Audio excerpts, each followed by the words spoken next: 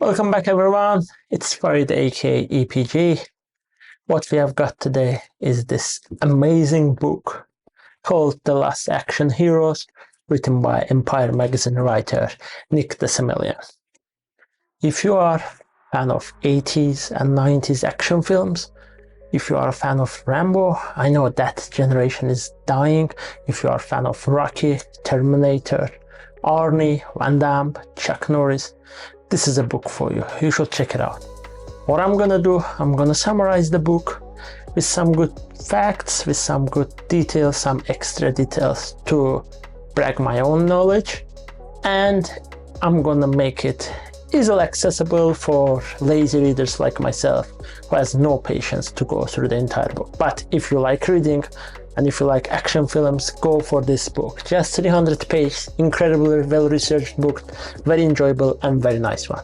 So, starting with the first chapter called Stallion, it starts with the life of Sylvester Stallone. I guess Stallone is the main character of this book, together with Arnie, which are obvious things, two biggest stars of 80s and early 90s. So book starts with their brief confrontation in Cannes Festival done by Karolko, how they entered the festival in 1990. And from there on, it details life of Sylvester Stallone. It neglects the fact that Stallone did soft porn movie when he was jobless, but it mainly focuses on Rocky, how he tried to push studio for the film, how he made it, lots of good details, how his wife supported him, and so on and so far, and how he became a brand within the industry. Then book goes to Arnold Schwarzenegger. It gives some details. If you read biography by Arnie called Total Recall, amazing book, you should check that one. Very fun, very interesting, highly enjoyable. You will see some details from that book coming into this one, fed into this one. So it gives initial Arnie struggles, how he became the world's strongest man, not me of course, how he did his Hercules film and how he did other films, Pumping Iron documentary, and from there how he tried to penetrate himself from Europe to US. Then it goes to other guys. There are a lot of some nice information about Chuck Norris, but Chuck Norris is a minor guy here. It's mainly against Sly, how he made Rambo, lots of good facts, how he failed a couple of films until he made Rambo, but after Rambo he became a national symbol. And I didn't know that because of the close relationship of Sylvester Stallone and President Ronald Reagan, and the way Reagan supported Rambo, people started to call him Rambo. Very interesting. Can you imagine that? Sylvester Stallone could pick up his phone and call Ronald Reagan. Amazing thing. Okay, let's move over. Another thing. From there on, as we go to early 80s, we see Terminator, how it happened, how it was made. We see Arnie's and Sly's confrontation, gentleman competition igniting up. We see Bridget Nielsen, one of the best characters, one of the overlapping people in the careers of both people. So it is not in the book, but Bridget Nielsen was married.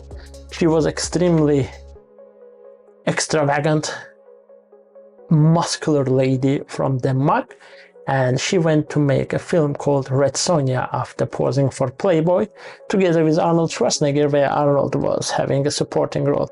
It was a spin-off of the Arnold's Conan. By the way, film also details some great information about Conan. I didn't know that Oliver Stone is one of the guys who wrote the script of the Conan for John Milius, but it's good to know it. And I didn't know that Wilt Chamberlain could lift Arnold Schwarzenegger, but I found out it from somewhere else, not from this book.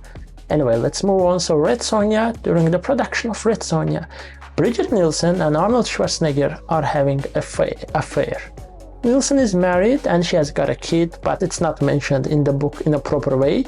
The kid was raised mostly by his dad in Denmark, and Nielsen is in Hollywood. But I read from other sources, Bridget Nielsen was a damn bloodsucker looking for the best potential guy in Hollywood in terms of action films.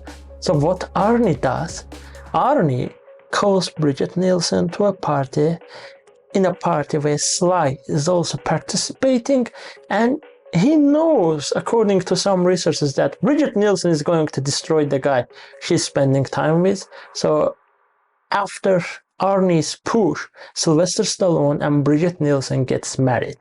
Okay, Sylvester Stallone is fucking bastard because he leaves his wife, who supported him during the Rocky, and marries Bridget Nielsen, who also was married during the time of their affair.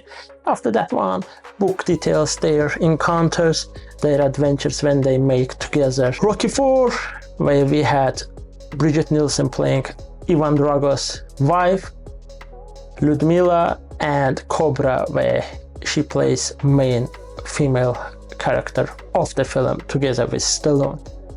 Throughout the entire book, Stallone is the main guy, but Stallone depicted quite villainous. He's fighting a lot of guys during the production of Cobra, during the production of Rambo 3. He doesn't like the script of James Cameron made for Rambo 2, and so on and so forth. Peter McDonald was the second unit director during the Rambo 3. He promoted him to the main director as he fired Russell Mulcahy, the guy of the Highlander, the guy of the Resident Evil 3. So Russell Mulcahy is not a bad director.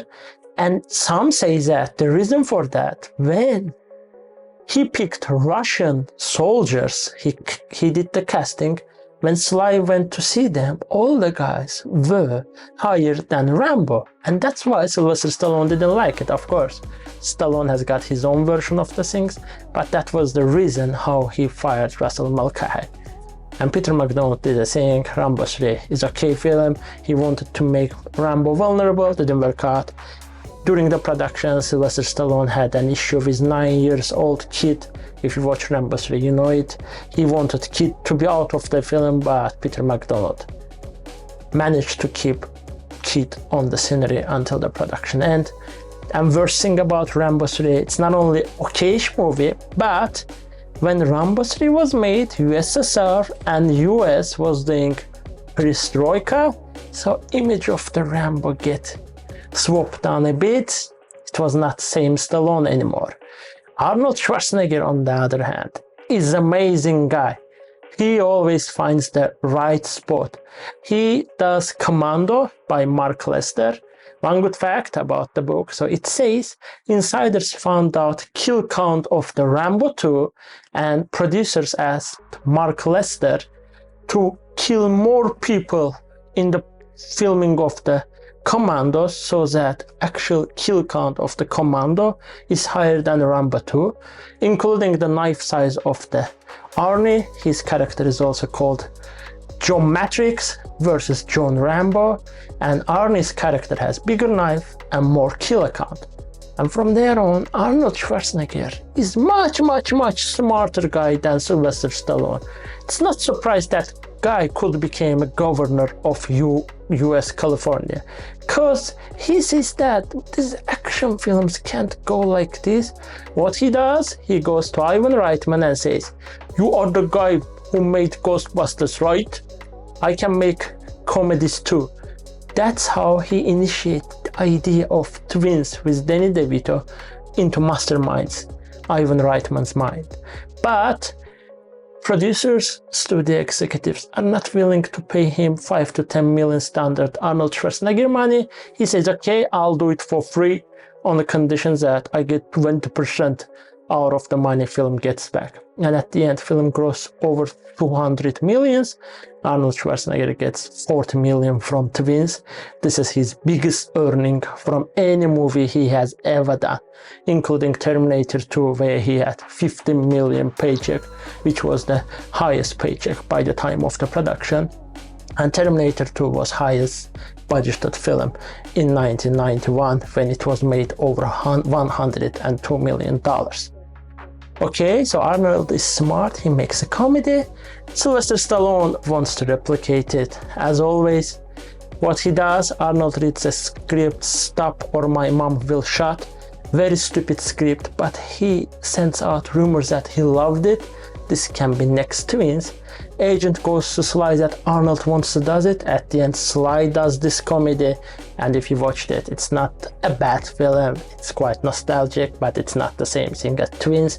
And Stallone himself said this is one of the worst films ever done, not only in Earth, but in entire universe. Move to next guy, probably the third biggest guy of the book is Jean-Claude Van Damme. I didn't know till I read the book that Jean-Claude Van Damme, when he just tried to infiltrate into Hollywood, was a gaffer, an assistant to Chuck Norris, and working at his wife Knight's Club. So he was doing like little assistant work for a while, and all of it started when, by chance, Van Damme was doing a delivery. The Belgian guy came to Chuck Norris' mansion. He met Chuck Norris. He wanted to spar with Chuck Norris, but Chuck Norris is ultimate human being. Van Damme cannot beat him in any type of sports, sparring, or physical activity.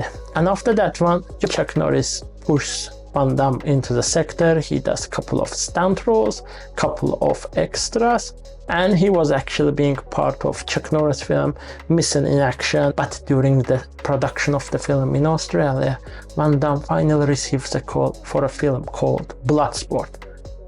Bloodsport, if you are an action fan, went through that period. You have watched it. A famous film, Frank Duke depiction, said to be based on true story, but Frank Duke, suicidal liar, he's paranoid, so he's fabricating the things as if he was trained by Tanaka Yoshida, the guy who never existed. He worked for CIA and stuff like this. He's a pathological liar. He's one of the two pathological liars for the book. Next one we will discuss later on, who is the fourth main character of the book. So Van Damme does this film. Film didn't work out very well on first edit. Van Damme does extras, reshoots with Sheldon Lettich. At the end, they make the film. Studio is not happy, but when it goes to cinemas, when it's released, it grows more than 50 million USD. Huge success, and that's how Van Damme becomes a name. Then he makes Cyborg. Probably you haven't watched it, very shitty film. And sequel of the Cyborg has Angelina Jolie's first career role, by the way, but sequel was done without involvement of Van Damme. From this book I found out that Van Damme was a candidate for American Ninja 3. I didn't know it, and that role ultimately went to David Bradley. If you haven't watched American Ninja, don't bother, don't waste your time. A guilty pleasure film. First two films done by some Fisterbergers. It's not part of the book. Again, I'm bragging.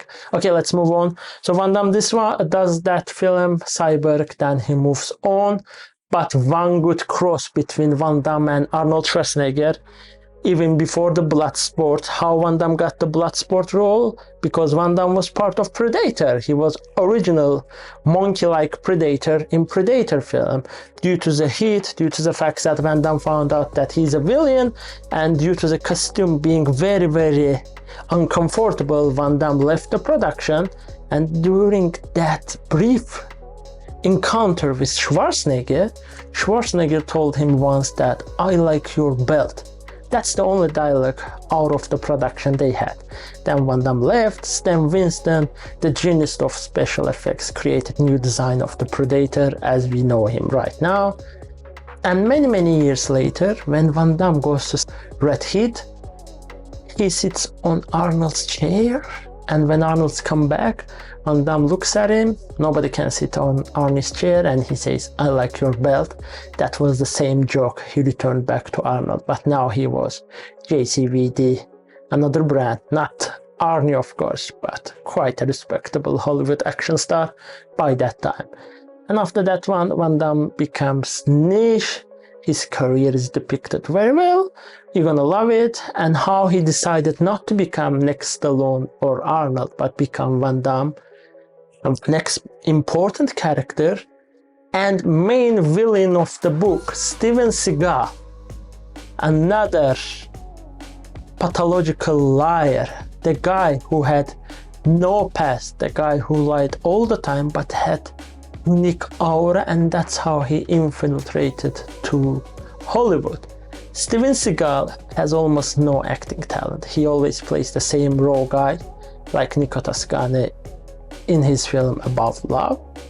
But Steven Seagal has incredible made-up story. The guy never worked for CIA, but he claims he did operations in Japan. Bullshit. He claims he have so many great stuff done in Japan as an Aikido master. Yes, he's an Aikido master, but just because he married Japanese woman, daughter of the Aikido master, and he made up got black belt. And he also claims he is a Buddhist guy, but if you Google it, he has got more than 10 accusations of sexual harassment. This is most by individual who is mentioned in this book. Of course, Arnold, Sly, Van Damme, all of them have mentions of sexual harassment, but Seagal have the most of them. Probably only Jackie Chan doesn't have any mentioning of sexual harassment in this book, and Chuck Norris as well. Nevertheless, Chuck Norris is a respected guy. He's not a good actor. All very well written here. One thing, his views on Vietnam is heavily criticized in the book. Back to Seagal.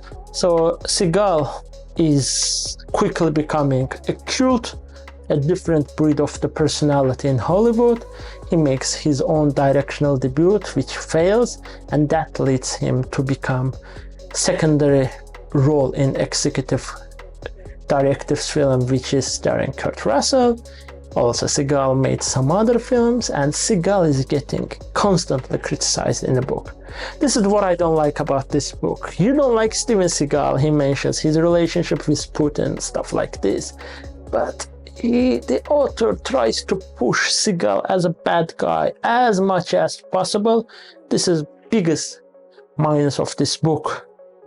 Let's move to second biggest minus of the book. Jackie Chan has no place in this book. He is forced to this book. Author doesn't like Jackie Chan. He shows it. He depicts some nice moment. I didn't know that Sylvester Stallone called Jackie Chan to the premiere of the Cliffhanger film. I didn't know it. I didn't know that Hollywood was so much impressed by Police Story, stunts done over there. There is a replica done by Sly that when we are out of the story, we watch your movies, Jackie. Good thing.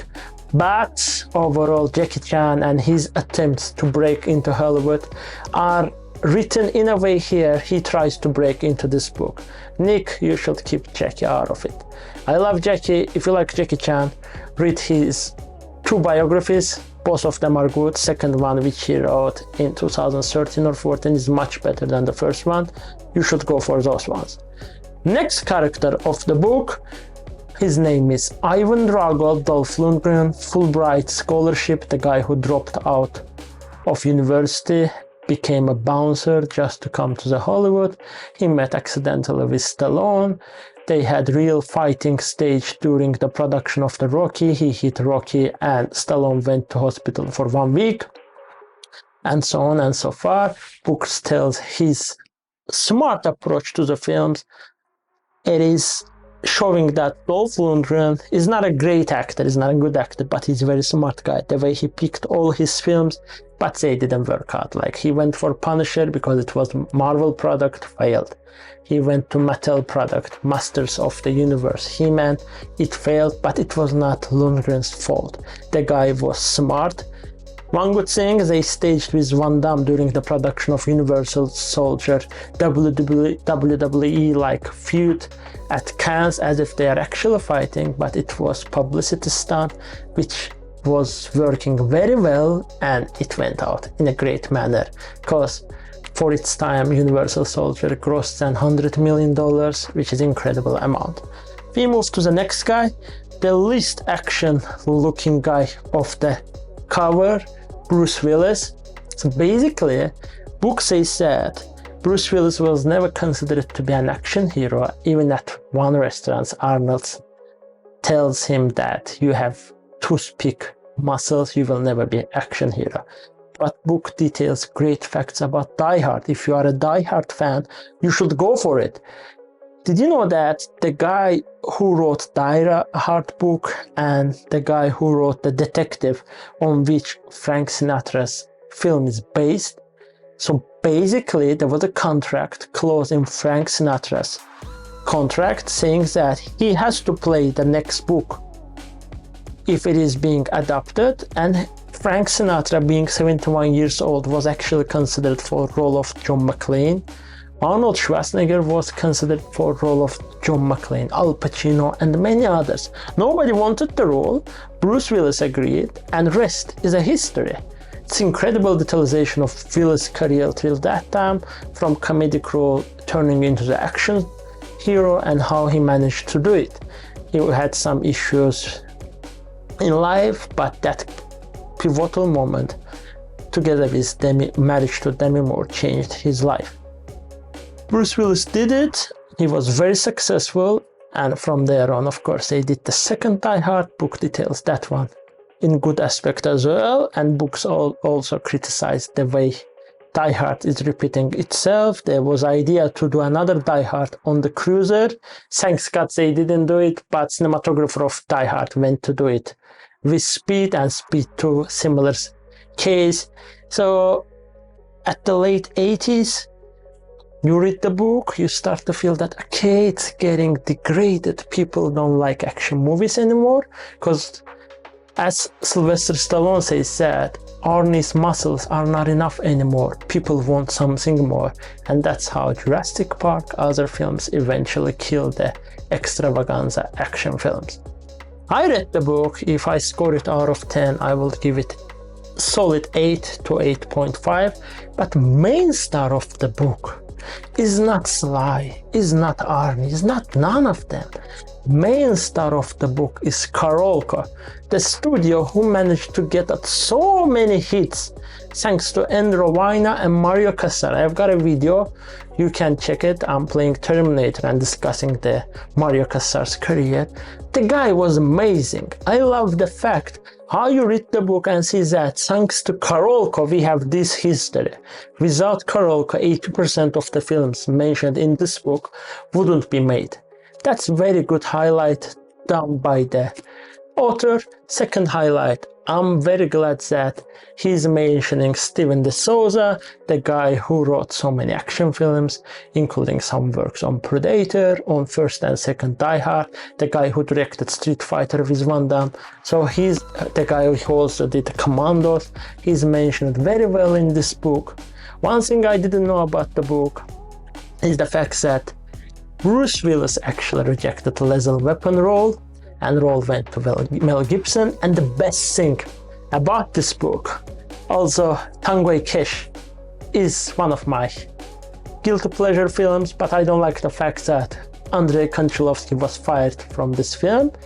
In this film, after his controversial divorce with Danish actress Bridget Nielsen, Stallone says that I hate Danish, when Cash character played by Kurt Russell tells him, let's go to cafe to grab some Danish coffee and dessert. He says, I hate Danish, and he calls Rambo pussy. That's the first time when Sylvester Stallone, maximalist egomaniac, starts self-depreciate himself. And in 90s, they eventually make it up with Arnold. There is a Planet Hollywood restaurant chain story where Stallone, Arnie, and Bruce Willis are the faces of the chain. This is a very successful chain. You can read about it on Google. Pretty much everything is on Google. Book just gives some details. But it is very nice journey, guys. I read book like 100%, 100 pages in one day, and some other parts in 3-4 sittings. Very nice book. Highly recommend it. Go for it. If you like the details, facts about the book, still go for a book. There are much more in this one. And if you liked my review, you can subscribe to our channel for more, because my aim is to bring you the books which summaries you cannot easily find on the internet. Stay tuned. More is on the way. Subscribe, comment, share with your friends, share with the community who can value from our product. Have a nice day.